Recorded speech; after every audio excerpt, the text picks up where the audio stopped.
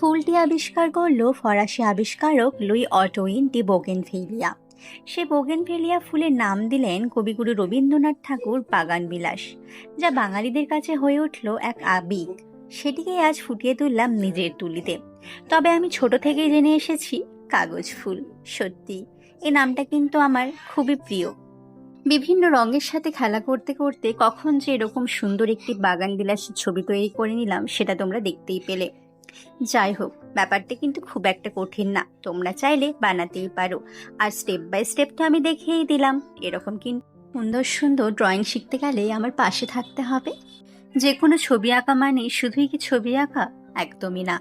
একটা ছবির মধ্যে লুকিয়ে থাকে অনেকখানি আবেগ, অনেকখানি ভালোবাসা, অনেকখানি যত্ন।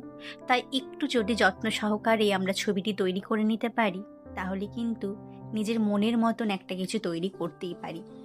তাই চলুন সবাই মিলে আমরা কিছু না কিছু তৈরি করার চেষ্টা করি। অনেকে প্রথমে হার মেনে নেয় যে আমার দ্বারা ঠিক হবে না। আমি কিন্তু মনে করি না, সব কিছুই সম্ভব। কিন্তু আমাদের প্রথমের যে অসাফল্যতা রয়ে যায়, সেটিকে কিন্তু ভয় পেলে চলবে না। ধীরে ধীরে সাফল্যের পথে আমরা এগিয়ে যেতেই পারি। তার জন্য দরকার সামান্যটুকু চেষ্টা।